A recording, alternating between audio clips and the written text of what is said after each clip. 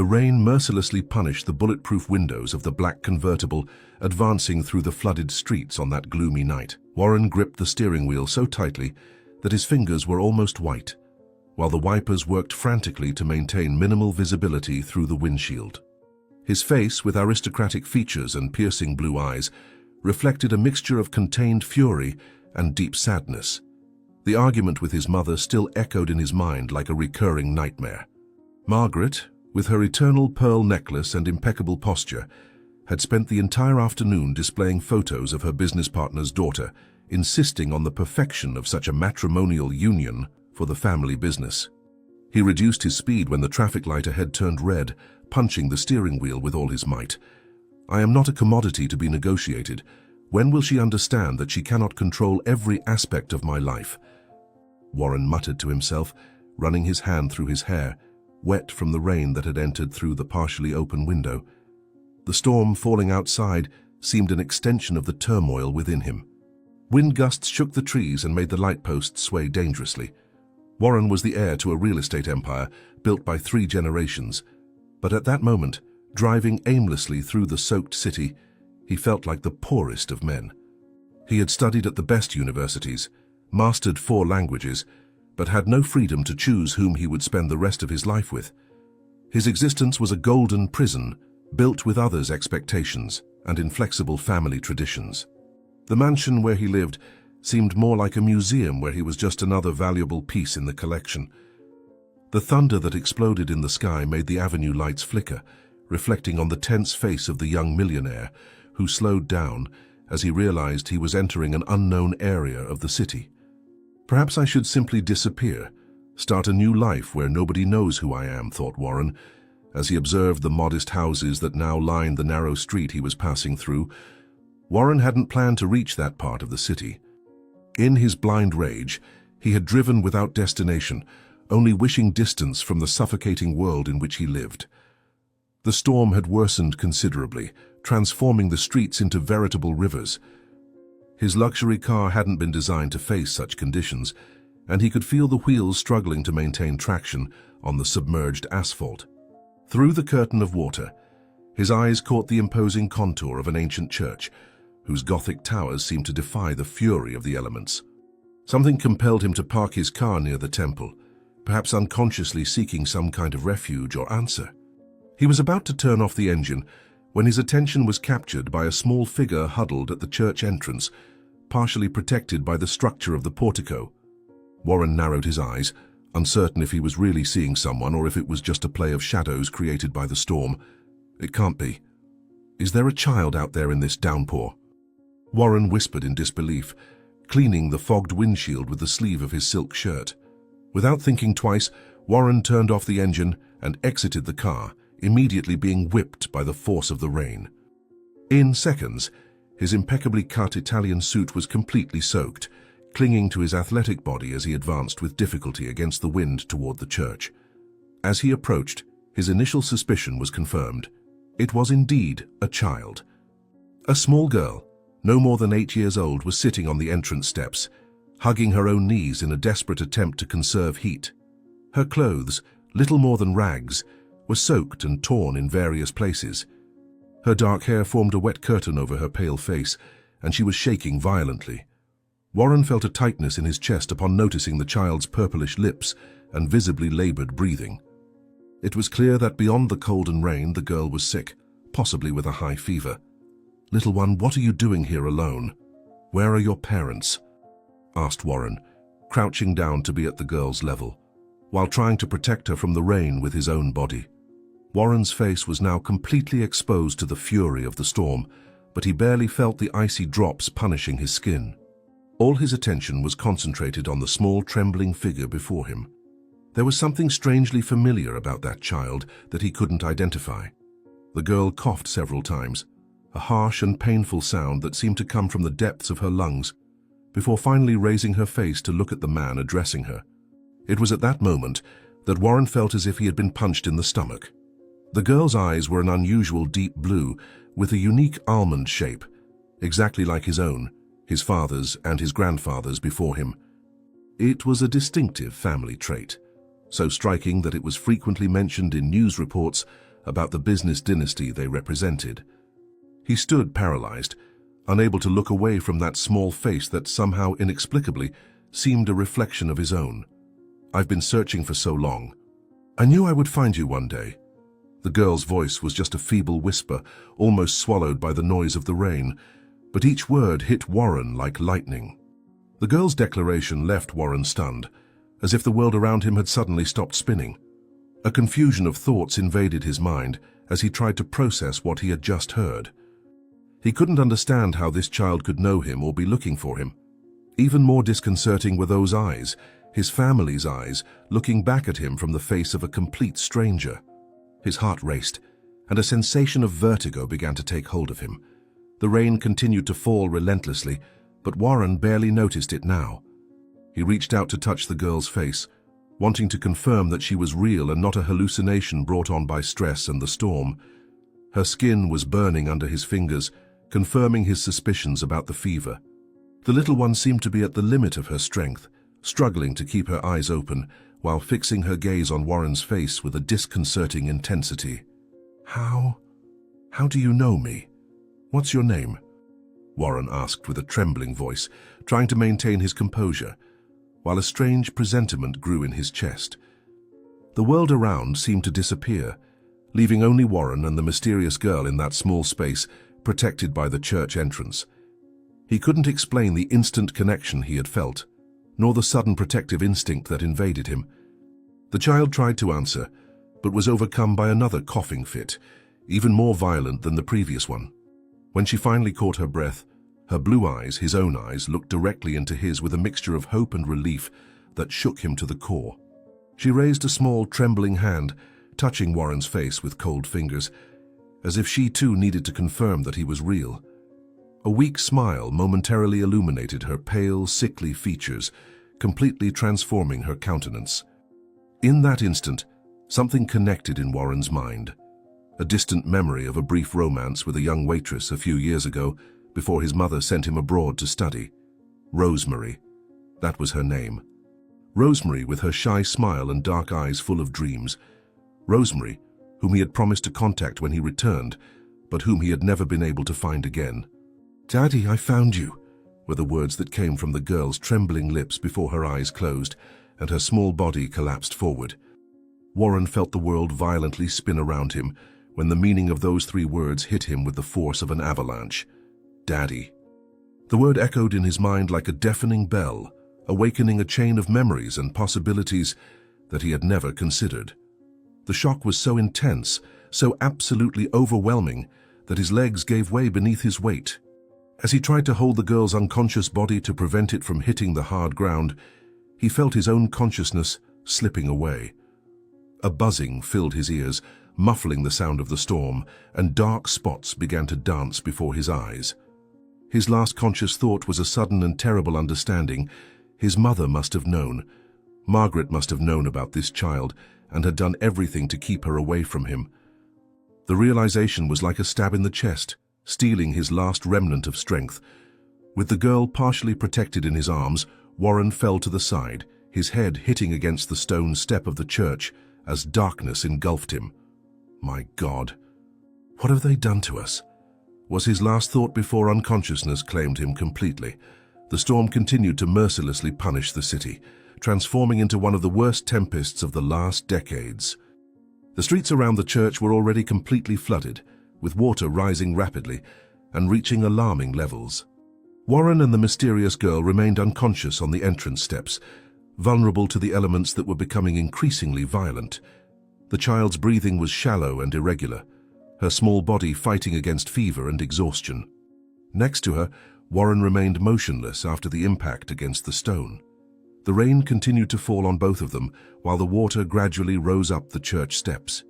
The water had already reached the first step of the church and continued to rise inexorably, licking the feet of the two immobile bodies like a patient predator surrounding its prey. "Someone help! There are injured people on the church steps," shouted a distant voice, almost inaudible amid the roar of the storm. Fate, however, seemed to have other plans for that unlikely encounter between the millionaire and the little beggar girl. Lightning cut through the night sky with its ghostly light, briefly illuminating the desolate scene. An elegant man and a ragged child, two completely different worlds united by blood and chance, now at the mercy of nature's fury. The thunder that followed was deafening, an explosion of sound that made the very walls of the ancient church tremble. At that same moment, a nearby light post, already dangerously swaying due to the wind and soaked ground, finally gave way. With an ominous creaking of twisting metal, the structure began to topple precisely in the direction where Warren and the girl lay unconscious. Simultaneously, the current formed by the floodwater gained enough strength to begin pulling the child's light body away from the relative shelter of the steps. In a matter of seconds, the distance between them increased and the post continued its inexorable fall, marking the air with its sinister hiss as it descended toward the ground. Did fate unite them only to separate them in this cruel manner? The unanswered question hung in the air, lost between the howling wind and the roar of the storm. A bright, intense light pierced Warren's eyelids, forcing him to awaken from a deep and turbulent sleep. He tried to move, but every muscle in his body protested with pain. His head throbbed as if it had been hit by a hammer, and there was a metallic taste of blood in his mouth. He blinked several times, trying to adapt to the merciless brightness and understand where he was. The peculiar smell of disinfectant and medications reached his nostrils, bringing the immediate realization he was in a hospital. Fragments of memory began to slowly emerge through the fog of confusion that dominated his mind. The storm, the church, and then the girl. Warren tried to sit up abruptly, ignoring the vertigo that the movement provoked. His eyes now completely open and filled with urgency as they scanned the simple room worn by time. The girl. Where is she? What happened to her? Warren asked in a hoarse voice to the white-coated figure who was quickly approaching his bed, his fingers desperately grabbing the man's arm. The doctor, a middle-aged man with deep dark circles that betrayed long hours of work without rest, gently removed Warren's hand and helped him recline again on the pillows. There was an expression of genuine concern on his tired face as he checked the patient's vital signs. Warren then noticed the bandage on his temple and the intravenous drip connected to his arm. The room was small and Spartan, with peeling walls and medical equipment that seemed to have seen better days. Through the dirty windows, he could see that it was still raining, though less intensely than before. He knew he wasn't in a private hospital. The details around him revealed a public institution with limited resources. "Calm down, sir. You both were very lucky. A priest seeking shelter in the church found you soon after the post fell. By a few centimeters, it didn't hit you. He managed to get help and brought you here during the flood. The little one. She's in very bad shape," explained the doctor with sincerity, while noting something on the clipboard he carried. The doctor's words made Warren's stomach painfully contract. The girl was alive but in danger. His protective instinct intensified in a way he had never experienced before. Ignoring the doctor's protests, Warren removed the IV needle from his arm with an abrupt movement and placed his feet on the cold floor. The dizziness almost knocked him down, but he supported himself against the wall, determined to find the child who had called him father. The events of the previous night returned with greater clarity now, the eyes identical to his, those 3 words that had changed everything in an instant. Could it be true? Did he have a daughter he never knew existed? The implications were overwhelming, but at this moment only one thing mattered. She needed help and he had the resources to provide it. "Doctor, I need to see her immediately. Please, take me to her. If she's as bad as you say, this hospital won't have the resources necessary to help her." "I can transfer her to the best available treatment," Warren insisted, his voice gaining strength and determination, while his blue eyes fixed on the doctor's with an intensity that admitted no refusal. The doctor hesitated for a moment, evaluating Warren's condition and the firmness of his decision. Finally, with a resigned sigh, he took a hospital robe and offered it to the man, before leading him through the crowded corridors of the public hospital. Warren was struck by the harsh reality around him. Stretchers in hallways, overcrowded rooms, exhausted professionals running from one side to another with clearly insufficient resources. The contrast with the privileged world in which he lived was shocking and uncomfortable. They proceeded to the pediatric ward, where the doctor spoke briefly with a nurse before guiding Warren to an improvised intensive care unit. Through an observation window, Warren finally saw her. Small and fragile, surrounded by machines that seemed to swallow her. Tubes and wires connected to her tiny body, while a ventilator forced air into her compromised lungs. The sight made his knees weaken. Her name is Nora, according to the medallion she carries. We found no documents or identification, just this pendant, said the doctor, handing Warren a small cheap metal medallion, where the name was rudimentarily engraved. Warren held the medallion in his hand, as if it were the most precious thing in the world, his fingers trembling slightly as they traced the letters of the name. Nora. His mind went back to Rosemary, to the moments they had shared. It had been a brief but intense relationship, abruptly interrupted when his mother sent him to study abroad. When he returned, Rosemary had disappeared, and nobody at the restaurant where she worked knew or wanted to say where she had gone. He had tried to find her for a few weeks, but eventually gave up, involved in the family business and his mother's pressures. He had never imagined that a child could have resulted from that relationship. A wave of guilt hit him hard, while his eyes fixed on the girl fighting for her life. What is her condition, doctor? I want to know exactly what Nora has and what needs to be done. Don't spare any details, please, Warren requested, unable to look away from the fragile figure beyond the glass. The doctor proceeded to explain in clinical detail Nora's critical state. She suffered from severe pneumonia, aggravated by years of malnutrition that had compromised her immune system. But most concerning was a congenital heart condition that had never been properly treated and now threatened her life. She would need specialized surgery that this hospital was not capable of performing, neither in terms of equipment nor professionals with the necessary expertise. As the doctor spoke, Warren was already in action, making calls, ignoring the time.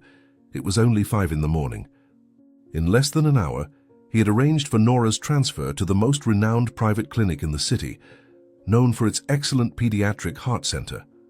He also organized a specialized medical team to accompany the transport, ensuring that the girl received intensive care during the journey.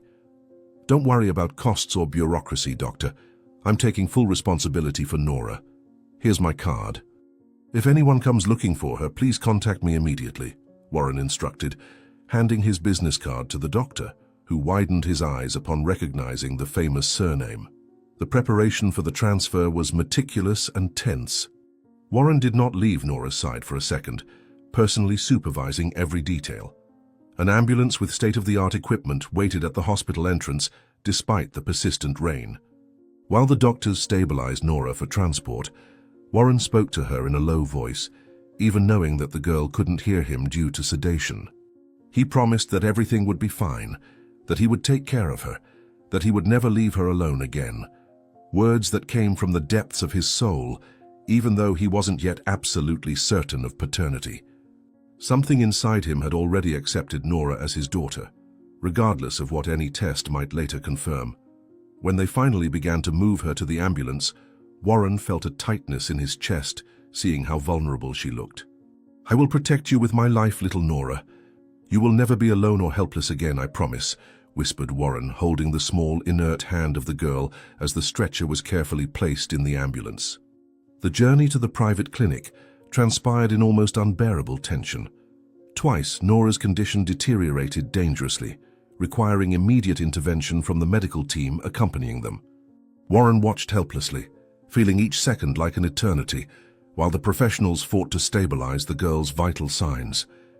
Through the ambulance window, he saw the city slowly waking up, unaware of the drama unfolding inside that vehicle. The streets were still partially flooded, and the storm damage was visible everywhere. When they finally arrived at the clinic, a complete team was already waiting for them, ready to take over Nora's care. The clinical efficiency of the environment was in stark contrast to the public hospital. Here, every piece of equipment was cutting edge, every professional was specialized, and there was no shortage of resources. Mr. Warren, we need to take her immediately for complete examinations and cardiac evaluation. You can wait in the private waiting room we've prepared.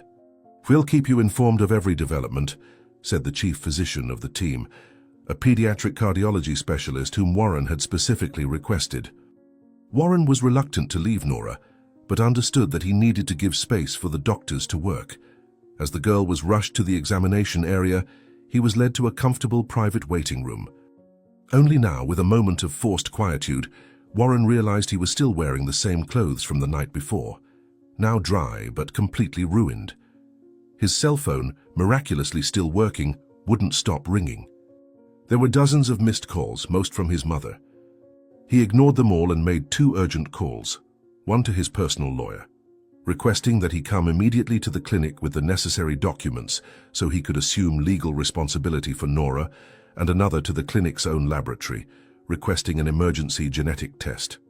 He needed official confirmation, not out of doubt, but to legally protect Nora from any future contestation. He had barely finished the calls when his phone rang again. This time, recognizing his mother's number, he decided to answer. "Warren, thank God you're alive. Where are you? Why haven't you answered my calls? I'm seeing your face on all the news. They say you were found unconscious with a homeless girl during the storm. What's happening?" Margaret's voice overflowed with a mixture of concern and barely contained fury.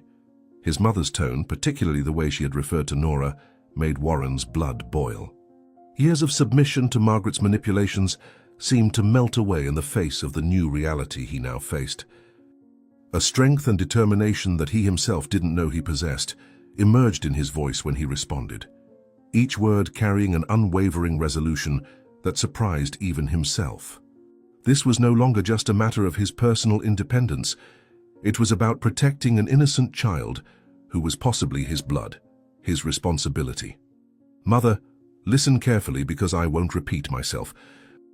I'm at the heart clinic, and the homeless girl, as you so cruelly called her, is an 8-year-old named Nora, who I believe is my daughter. She is fighting for her life right now because of a heart condition that could have been treated years ago if she hadn't been abandoned to her own luck. I don't care what the news is saying. I don't care what you or anyone else thinks. The only thing that matters now is that she survives," Warren declared with a firmness that momentarily silenced Margaret. The silence on the other end of the line was more eloquent than any response. Warren could almost visualize his mother, impeccably dressed and made up as always, sitting rigidly in her favorite armchair in the mansion, processing this new and uncomfortable information that threatened her carefully maintained control over his life and the family's public image. When Margaret finally spoke, her voice had assumed that calculatedly controlled tone that Warren knew so well, the one she used when planning to manipulate a situation to her advantage. "Warren, darling, you're obviously in a state of shock after the accident. You're not thinking clearly. This child cannot be your daughter. It must be some kind of scheme. Desperate people do terrible things for money. Come home immediately, and we'll resolve this with discretion. I'm already contacting our lawyers to deal with any exploitation attempt that this situation might generate," Margaret responded, each word distilling the poison of prejudice and manipulation. Warren had just closed his eyes, trying to control his growing anger, when the chief physician entered the private room. The grave expression on her face made his heart sink. Without a word of goodbye, he hung up the phone in the middle of his mother's litany and rose anxiously. Nora's preliminary test results had arrived, and they were even worse than the first diagnosis indicated. The heart condition was more complex than initially thought, and the pneumonia had severely compromised her lung function. She would need emergency cardiac surgery, but her current state made the procedure extremely risky. The doctor explained that they were doing everything possible to stabilize her enough to perform the operation, but the prognosis was concerning. "Doctor, do whatever is necessary, no matter the cost, no matter the risk. If there is any chance of saving her, however small, I want you to try. Is there any specialist in the country or abroad who could increase her chances?" "I can bring them immediately by private jet if necessary," Warren pleaded, the determination in his voice contrasting with the tremor in his hands. While the doctor assured him they had already contacted the best pediatric cardiac surgeon available, Warren's phone rang again. It was the laboratory, informing that the preliminary genetic test results were ready. They had given maximum priority to his request. When the technician confirmed what his heart already knew, that there was almost 100% probability of paternity, Warren felt an explosive mixture of emotions. Joy at having confirmation, crushing guilt for all the lost years, anger directed mainly at his mother, strongly suspecting her involvement in Rosemary's disappearance, and paralyzing fear that he might lose Nora before even really knowing her. "Thank you. Please send the complete report to my lawyer, who will arrive shortly," Warren instructed the lab technician, his voice trembling with contained emotion. The following hours passed in a blur of medical updates, filling out legal forms, and stolen moments by Nora's side in the intensive care unit. Warren refused to leave the clinic, even when his lawyer suggested he go home to rest and change clothes. He couldn't and didn't want to be anywhere else. The surgery had been scheduled for late that afternoon, as soon as they could sufficiently stabilize Nora's vital signs. The surgeon, who had arrived by helicopter from another city, was frank about the risks, but also determined to do everything within his power. Warren had agreed to all terms and signed all necessary releases. Now all he could do was wait and, for the first time in many years, pray. "Please be strong, my little one. We have so much time to recover, so many things to discover together. Don't leave me now that I've finally found you," Warren whispered to the unconscious Nora, holding her tiny hand between his. It was while observing her, memorizing every detail of her small face, that Warren noticed an even more striking resemblance to Rosemary, the shape of the chin, the contour of the lips. How had he not noticed it immediately? He had been so focused on the eyes, his own family's characteristic, that he had missed these nuances that clearly came from her mother. The discovery brought new waves of emotion, making him think of everything Rosemary must have faced alone. Why had she never sought him out to tell him about the pregnancy? Or had she sought him out only to be turned away somehow? The unanswered questions accumulated in his mind, but one crystal-clear certainty emerged. He would dedicate his life to compensating Nora for all these years of absence, regardless of how much time they had together. He was absorbed in these thoughts when his phone vibrated again. It was his mother once more. Reluctantly, he answered. "Warren, I'm seeing in the news that you took that child to the heart clinic and are spending a fortune on her. Have you completely lost your mind? The company board is in an uproar. The shareholders are worried, and you're ruining your reputation and the family's with this impulsive behavior. I demand that you stop this madness and come home immediately." Margaret practically shouted over the phone, her voice shrill with fury and indignation. At that exact moment, before Warren could respond, Nora's cardiac monitors began to trigger deafening alerts. The medical team invaded the room, moving with controlled urgency as they checked vital signs and adjusted equipment. The head doctor gave Warren a grave look, indicating he needed to leave. His heart was beating frantically as he was gently but firmly led out of the room. Through the observation window, he could see the team working frantically over Nora's small body. His mind vaguely registered that he was still holding the phone, that his mother was still talking, but none of that mattered now. "Mom, I have to go." "Nora is in crisis," Warren said mechanically, before ending the call and pressing his face against the glass as if physical proximity could somehow transmit his strength to the girl. Time seemed to distort, stretching each second into an eternity of anguish, as Warren helplessly watched the fight for his newly discovered daughter's life. The doctors moved with trained efficiency, but there was an urgency in their actions that betrayed the gravity of the situation. One of the monitors began to emit a continuous agonizing sound, and Warren saw the exact moment when the line representing Nora's heartbeats became flat. The word defibrillator was shouted, and the team momentarily stepped back as the metal plates were pressed against the tiny thorax. Nora's body violently arched, convulsing on the bed before falling motionless again. Warren felt as if his own heart had stopped. "Please, God, don't take her. Not now, not like this," Warren begged, his words barely more than a desperate sigh against the glass fogged by his breath. As he watched the terrifying scene, his phone began to vibrate in his hand. He almost ignored it, but a glimpse of the screen showed his mother's face again. A terrible suspicion began to form in his mind, quickly growing until it became a painful certainty. Warren's expression hardened, and his eyes, so similar to Nora's, filled with a terrible understanding as he stared at the phone. His mother must know. She had to know about Nora. Perhaps she always knew. The years of manipulation, Rosemary's sudden disappearance, the insistence on sending him abroad right after the relationship, the way she had reacted to the mention of a possible granddaughter, everything fit into a sinister pattern of control and destruction. The revelation hit him like a physical punch, momentarily leaving him breathless, while inside the intensive care room, doctors applied a second shock to Nora's small, lifeless body. The first light of dawn filtered through the expensive curtains of the private hospital room, where Warren maintained his silent vigil.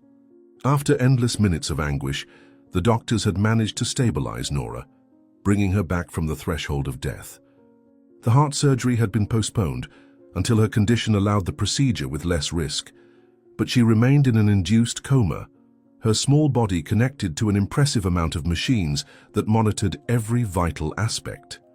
Warren hadn't left her side all night, refusing food and rest.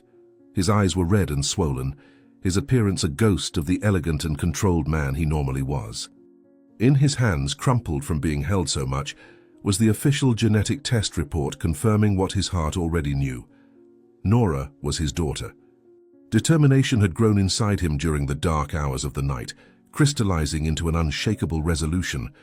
He needed to confront his mother, extract the truth he suspected had been hidden for years. "I'll find out what you did, Mother, and this time there's no manipulation that can stop me," Warren muttered to himself, gently kissing Nora's forehead before finally leaving the room. The driver Warren had called was waiting for him at the clinic entrance, discreet and efficient as always.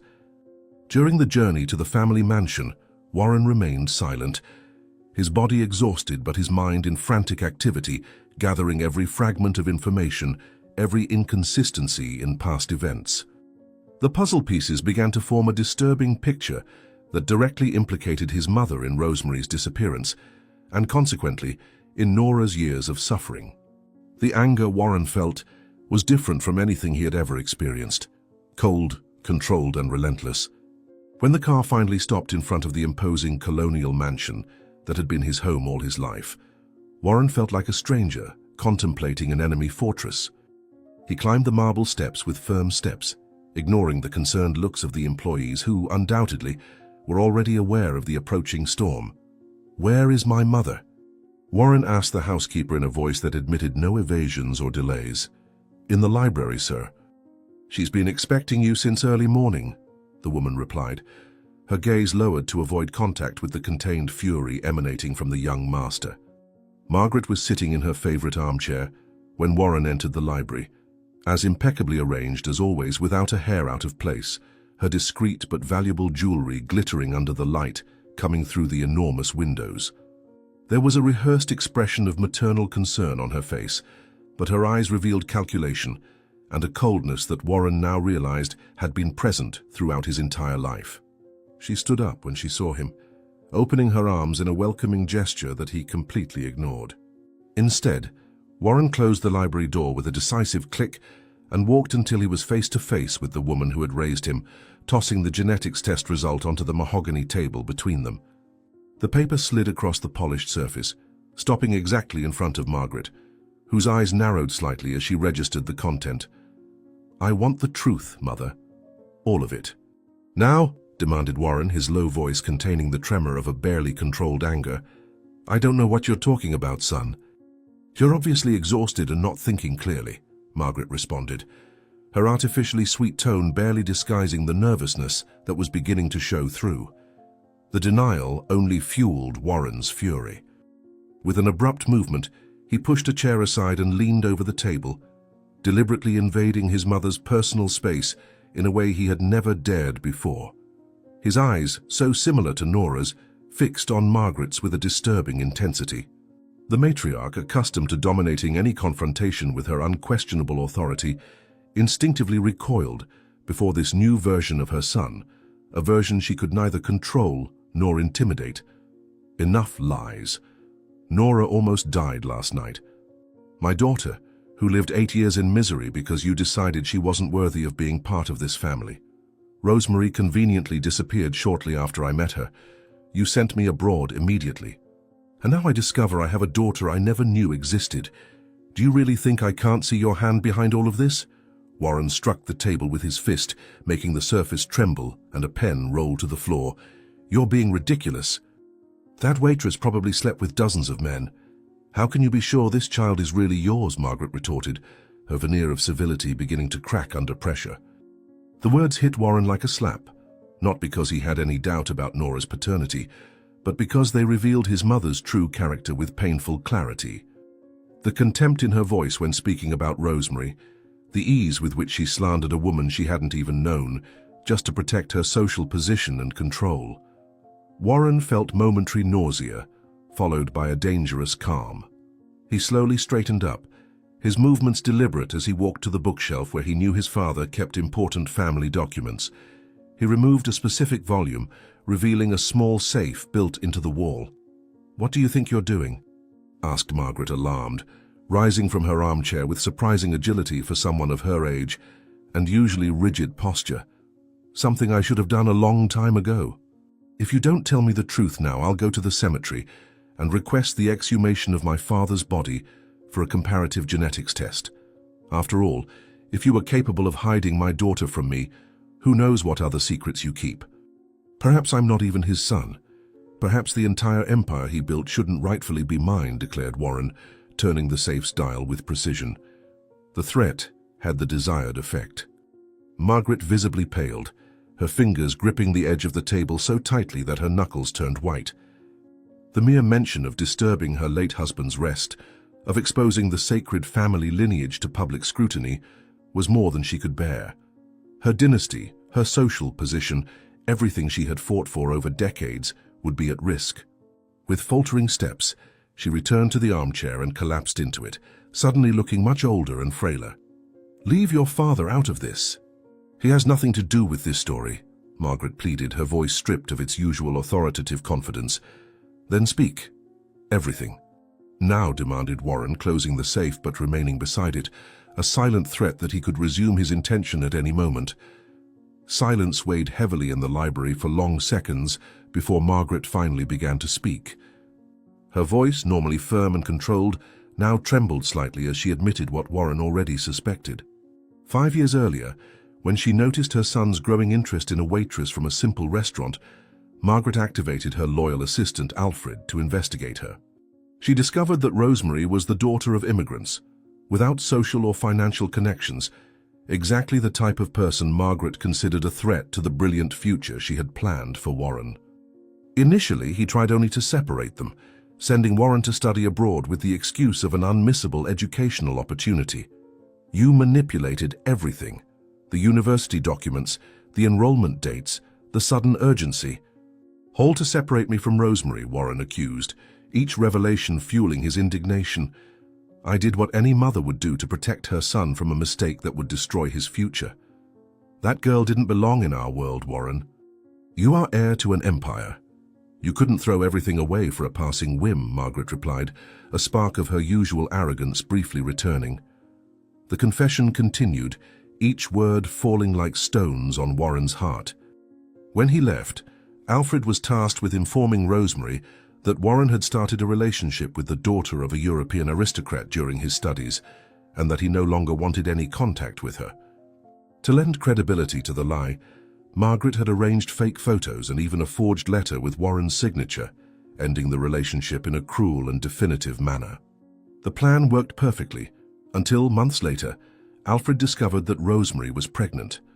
"I tried to resolve the situation in the most civilized way possible. I offered a generous sum for her to disappear with the child. Enough money to start over somewhere else far from us," Margaret explained, as if her generosity justified her actions. "Buying the silence of a pregnant and abandoned woman is what you call civilized? You are monstrous." Warren could barely contain his disgust at the revelations. To Margaret's surprise, Rosemary refused the money. She insisted that Warren had the right to know about the child she was expecting, that she wasn't interested in extortion or scandals, she just wanted the child to know its father. This unexpected integrity represented a bigger problem for Margaret, who then resorted to more aggressive tactics. Through Alfred, she presented evidence to Rosemary that Warren knew about her pregnancy and completely rejected her, wanting no contact with her or with the bastard, as he had supposedly referred to the baby. Devastated and humiliated, Rosemary finally disappeared, moving away without leaving a trace. How could you do this? How could you be so cruel to an innocent woman and a defenseless child? My own daughter. Warren felt suffocated by the magnitude of the betrayal, each revelation more painful than the last. I did what was necessary to protect our family, our name, our legacy. You were too young to understand the implications of your actions, Margaret justified herself, her voice now firmer, as if she truly believed in the righteousness of her decisions. Margaret then revealed the final blow. Recently, she had discovered through her contacts that Rosemary had died after a long battle with a terminal illness. Before dying, her last wish was for Nora to find her true father. The girl, determined and brave like her mother, had escaped from the shelter where she was temporarily staying and begun an impossible search through the city streets, armed only with an old photo and Warren's name.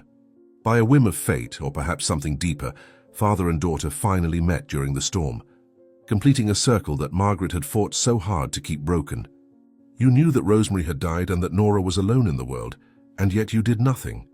You left my daughter wandering the streets, sick and hungry. Warren's voice failed with the raw emotion that consumed him, his hands trembling with the effort not to physically lunge at his own mother. How could I know she would end up on the streets? I presumed she would be in some government shelter, where children like her should be. Margaret responded with a shrug that revealed her complete disconnection from the reality of those she considered inferior. Warren was about to respond when the library door opened abruptly. Alfred, Margaret's personal assistant for decades, hurried in, his habitually impassive face now contorted by a combination of fear and urgency. He stopped upon seeing Warren, clearly not expecting his presence, and cast a hesitant look at Margaret as if asking permission to speak.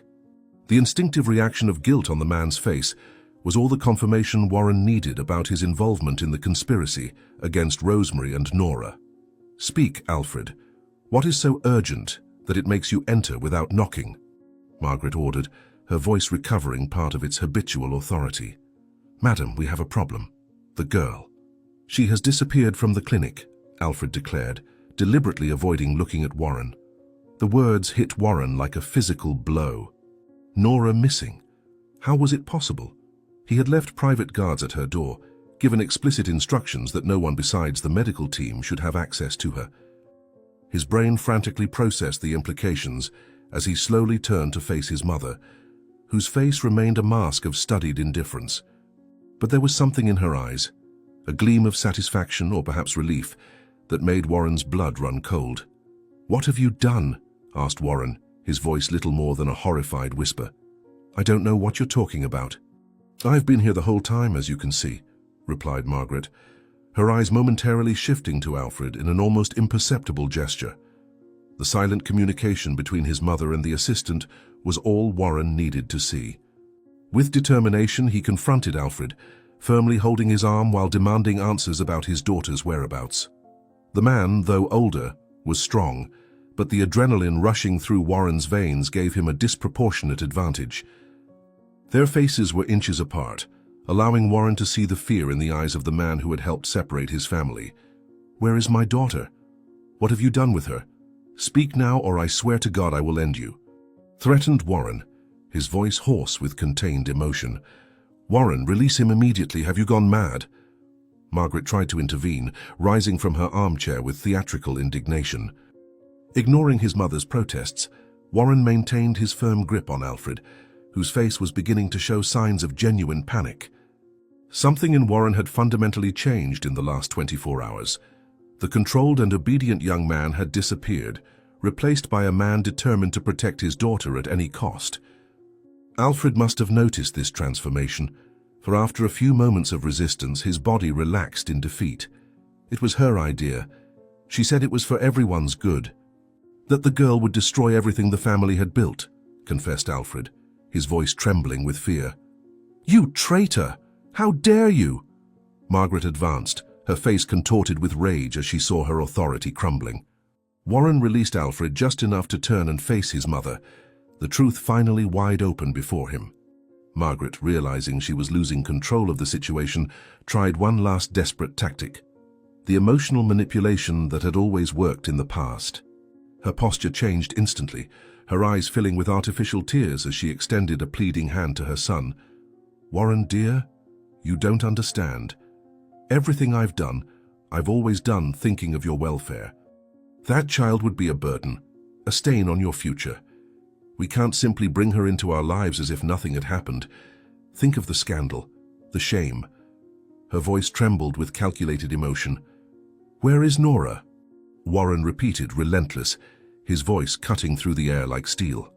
Realizing her performance wasn't having the desired effect, Margaret straightened her shoulders, all pretense of vulnerability disappearing in an instant. Her face hardened into lines of cold determination. Years of manipulation and control crystallized in her relentless expression. With a sigh of irritation, she walked to her desk and pressed a button on the intercom. "Bring the images," she ordered dryly before turning back to Warren. "You've always been too stubborn for your own good, just like your father, never seeing the bigger picture." "The bigger picture? You separated my daughter from me for 8 years. What picture could justify such cruelty?" Warren could barely comprehend the calculating coldness of his own mother. A security guard entered the library carrying a tablet, which he silently handed to Margaret before withdrawing with a short bow.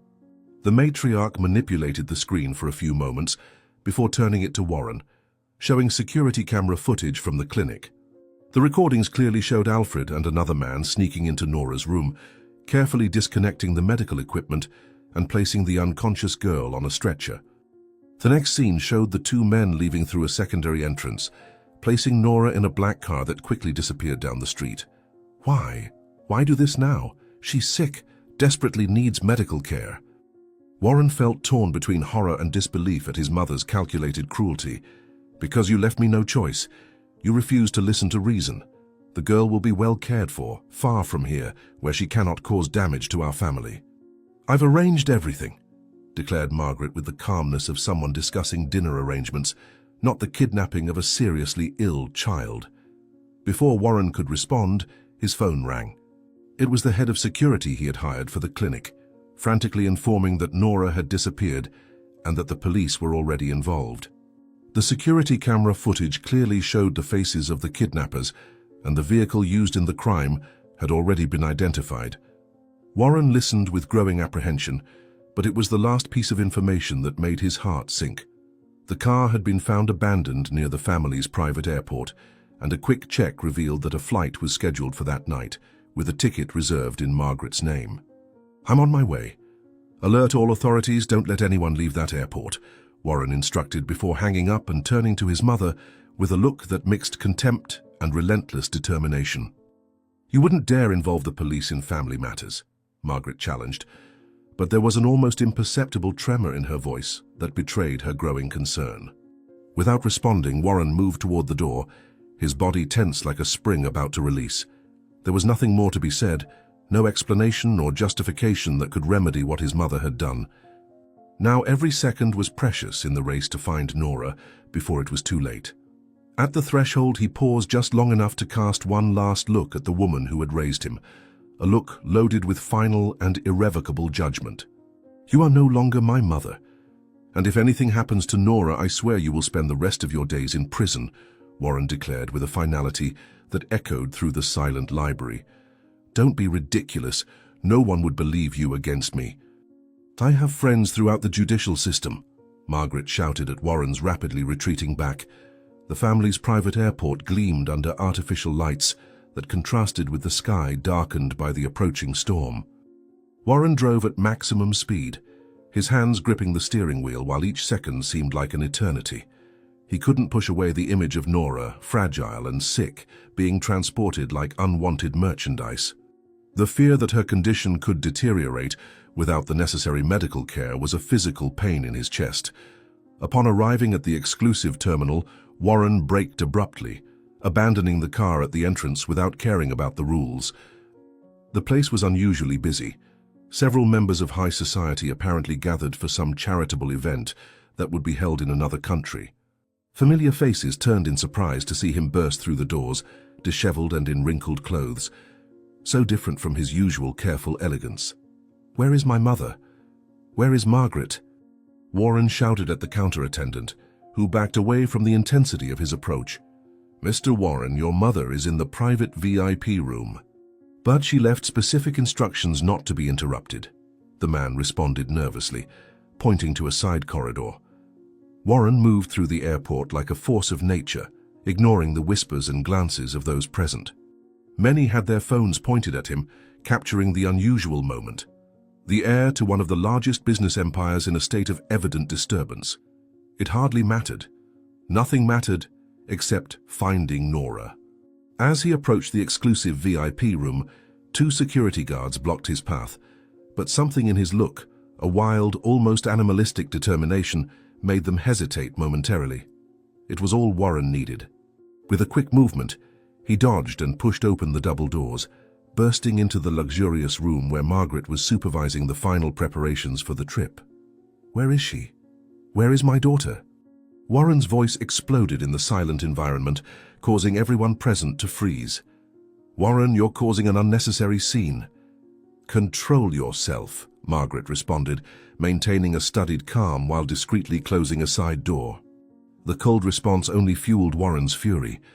With determined steps, he crossed the room, ignoring his mother's protests, and violently opened the door she had tried to protect.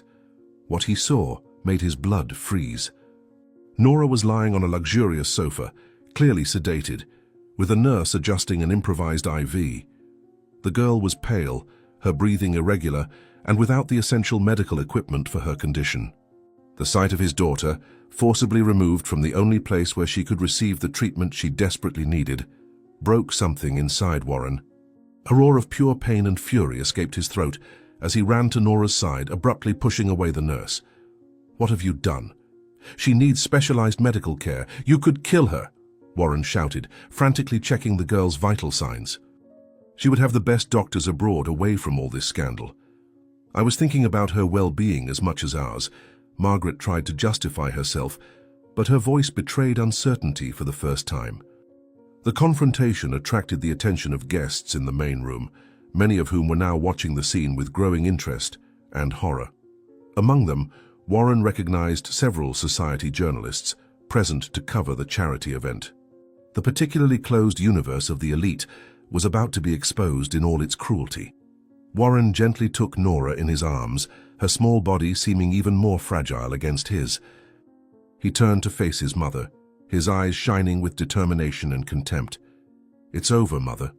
Your lie, your manipulation, your world of appearances, everything ends today," Warren declared, with a calmness that contrasted with the inner storm he felt. "Don't be ridiculous, Warren." "No one will believe you against me," Margaret responded, but her tone no longer carried its usual confidence. At that moment, police officers burst into the room, having been alerted by hospital security about the kidnapping of a patient in critical condition. The scene they found was captured by dozens of cell phone cameras, the heir holding a sick child, the family matriarch trying to block the exit, and clear evidence of a plan to illegally remove the girl from the country. Margaret, realizing she was cornered, tried one last desperate card. "This is a misunderstanding. I am this child's grandmother, and we were just arranging specialized treatment abroad," Margaret tried to explain to the officers, forcing a smile that didn't reach her eyes. "This is Nora, my daughter, whom my mother kept separated from me for 8 years. She was kidnapped from a hospital where she was receiving critical treatment, putting her life at risk." "And I have proof," Warren replied, his voice loaded with emotion as he handed his phone to one of the officers, showing images of the kidnapping. Margaret's arrest was a spectacle that no one could have predicted. The relentless matriarch, who for decades had controlled not only her family, but influenced the entire high society, was handcuffed in front of important witnesses. Her mask of dignity finally fell when the police led her out, revealing the contorted face of a woman who saw her empire crumbling. Warren didn't stay to watch. With Nora safe in his arms, he was already on his way to the ambulance that would take her back to the clinic, where the medical team anxiously waited to resume essential treatment. "Everything will be fine now, my little one. No one will separate us again, I promise," Warren whispered to Nora, who remained unconscious, oblivious to the drama unfolding around her. "Sir, we need to take her immediately." "Every minute is crucial," warned the paramedic, helping Warren to accommodate Nora in the ambulance. In the months that followed, the scandal took on national proportions as no one could have predicted. The story of powerful Margaret, who had separated father and daughter out of pure elitism, and then orchestrated the kidnapping of a seriously ill child, captured the public's imagination. Every sordid detail was exposed, every manipulation dissected. Social figures who for years had flattered Margaret now denied any association. The doors that had always opened for her closed definitively. The trial became a media event, obsessively followed by everyone. Warren remained firm in his decision to let justice take its course, refusing to use his influence to protect his mother from the consequences of her actions. At the same time, he dedicated himself entirely to Nora's recovery, who finally received the necessary heart surgery and slowly began to flourish under proper care. During the trial, a moment occurred that no one expected. Upon seeing Nora in court, completely recovered and holding hands with Warren, Margaret lost emotional control. In an impulse that surprised even herself, she ran toward her granddaughter, arms outstretched. The guards restrained her quickly, but not before the cameras captured her expression, not of calculation or manipulation, but of genuine remorse and pain. "Please, just let me hug her once." "Just once," Margaret begged, tears flowing freely down her face, ruining her perfect makeup. "Grandma is crying, Daddy." "Why can't we talk to her?" Nora asked innocently, squeezing Warren's hand while observing the scene with confusion. The final sentence was severe, considering Margaret's social status, extensive community service, house arrest, and the loss of her position in the family company. Her personal fortune was significantly reduced to pay damages, forcing her to sell properties and jewelry she had accumulated over decades. Even more humiliating was her new address, a small apartment in an ordinary neighborhood, so far from the mansions and penthouses she considered her natural right. As part of her sentence, she was assigned to work in a clinic for underprivileged children, where she faced daily recognition and judgmental looks.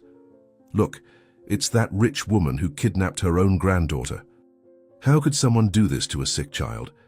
Margaret frequently heard the whispers as she passed, each word a stab to her wounded pride. "Finish organizing those toys, Mrs. Margaret." "The children arrive in 15 minutes for therapy," instructed the supervisor, without the slightest trace of the deference Margaret was accustomed to. The fall was harder than anyone could imagine. Margaret, who had always lived for appearances and social position, now experienced complete irrelevance. One particularly difficult night, after a day of constant humiliations at the clinic, the internal storm finally overflowed. In her small apartment, Margaret reached her darkest moment. She was found in critical condition by one of the single mothers from the clinic, ironically, someone she would have previously ignored. This moment of crisis marked the turning point in her journey, and surprisingly the beginning of her redemption. "Why did you come to visit me? Why do you care if I live or die?" Margaret asked weakly from the hospital bed, confused by the presence of the simple woman who had saved her life. "Because every life has value, Mrs. Margaret, even yours. Something I learned from my daughter, who talks a lot about how your granddaughter Nora is kind to her at the clinic." The woman responded with a simplicity that deeply affected Margaret. During her recovery, Margaret received an unexpected visit that would change everything. Nora timidly entered the hospital room, holding a colorful drawing in Warren's hand, who watched her with a cautious expression. The girl, whose innocence remained intact despite all she had suffered, approached the bed and extended her gift, a family drawn with crayons, including a gray-haired figure identified as Grandma. "I made this drawing for you to get better soon, Grandma. When are you coming home?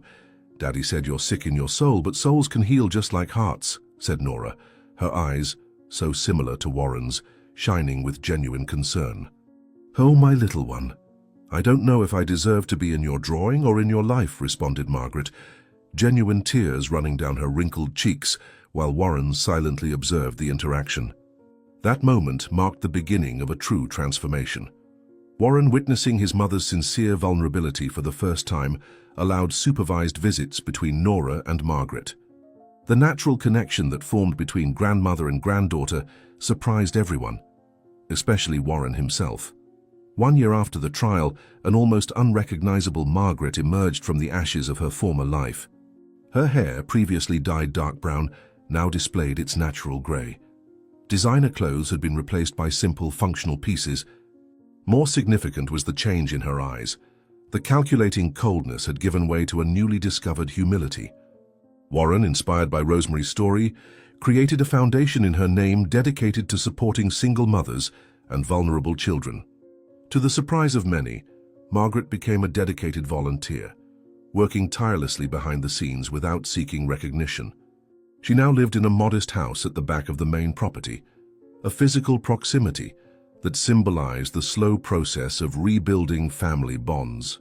During the inauguration of a community center funded by the foundation, Warren surprised everyone by inviting Margaret to cut the ribbon by his side.